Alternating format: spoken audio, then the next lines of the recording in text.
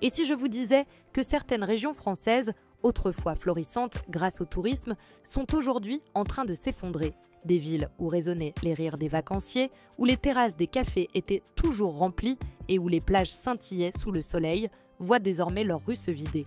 Les hôtels, les campings et même certains sites emblématiques enregistrent une baisse inquiétante de fréquentation. La réalité est plus préoccupante qu'on ne le pense, mais pourquoi ces régions, si prisées par le passé, connaissent-elles un tel déclin? Dans cette vidéo, nous allons explorer les 7 régions françaises qui s'effondrent après la chute du tourisme, analyser les causes de cette baisse et comprendre les conséquences sur l'économie locale et le quotidien des habitants. Commençons par les Pays de la Loire, une région autrefois dynamique sur le plan touristique, connue pour ses châteaux majestueux, ses vignobles et ses plages de l'Atlantique. Pourtant, depuis quelques années, la fréquentation touristique y est en nette baisse. Entre avril et septembre 2024, la région a perdu près de 3,9% de ses nuitées dans les hébergements collectifs. Tous les types d'hébergements sont concernés, des hôtels au camping et même les gîtes ruraux enregistrent des reculs significatifs. Mais qu'est-ce qui explique cette chute? Plusieurs facteurs se combinent. Tout d'abord, la météo défavorable. Des printemps pluvieux et un été ponctué d'averses ont dissuadé les touristes de profiter des activités de plein air, alors que les plages et les châteaux, qui faisaient jadis le charme de la région, sont restés vides.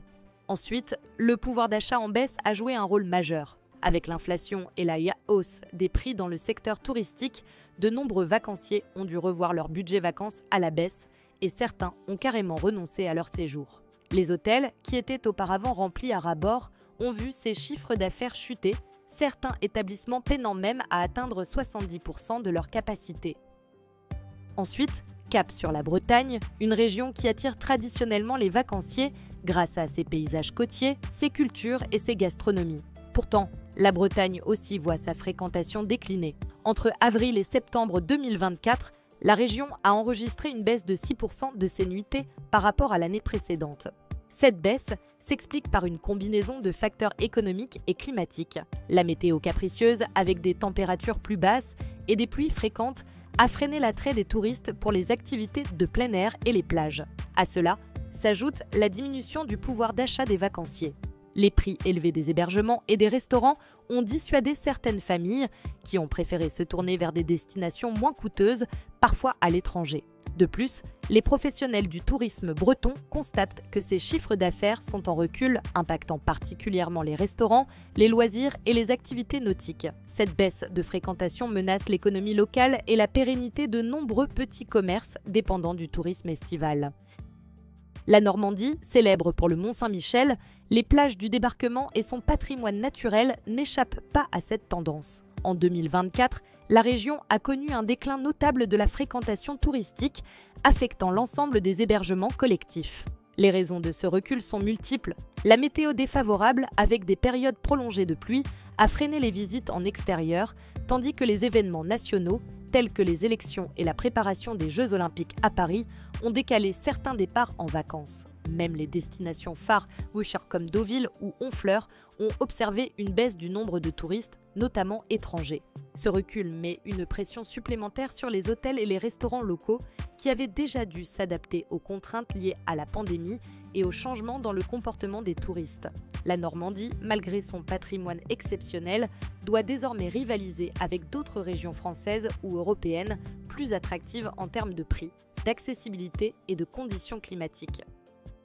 Les Hauts-de-France, région au riche patrimoine industriel et historique, connaissent également un déclin du tourisme. Bien que ces régions attirent chaque année des visiteurs pour ses plages de la Côte d'Opale et ses villes historiques comme Lille ou Arras, la fréquentation a diminué de façon notable en 2024. Les raisons sont en grande partie économiques. La hausse des prix, combinée à un pouvoir d'achat en baisse, a incité de nombreux Français à revoir leurs projets de vacances. De plus, les tensions sociales et les grèves qui ont ponctué l'année ont freiné le tourisme, notamment domestique. Les hôtels et les campings ont ressenti ce recul avec une baisse des réservations et une diminution de la durée moyenne des séjours. La situation inquiète les acteurs locaux qui craignent que cette tendance se poursuive si aucune mesure n'est prise pour relancer l'attractivité régionale. Ces régions, autrefois dynamiques, voient son économie touristique menacée, ce qui pourrait entraîner des conséquences sur l'emploi et la vitalité des petites villes et villages qui dépendent fortement des flux de visiteurs. La région Auvergne-Rhône-Alpes, connue pour ses montagnes, ses stations de ski et ses villes dynamiques comme Lyon et Grenoble, a également enregistré un recul touristique. Les conditions économiques moins favorables, combinées à des prix élevés pour les séjours et les activités, ont réduit le nombre de visiteurs. Les vacanciers, qui représentent pourtant la principale source de revenus des hôtels et stations touristiques, ont limité leurs dépenses et parfois reporté leurs vacances à plus tard. Le tourisme d'affaires, autrefois florissant, a également été touché par la réduction des budgets des entreprises. Ces facteurs combinés expliquent pourquoi ces régions, malgré sa diversité et cette infrastructure, connaît une baisse inquiétante de la fréquentation touristique, mettant en péril l'économie locale et la viabilité de certains services liés au tourisme. La concurrence avec d'autres destinations alpines européennes, plus abordables ou plus attractives, accentue encore ce phénomène.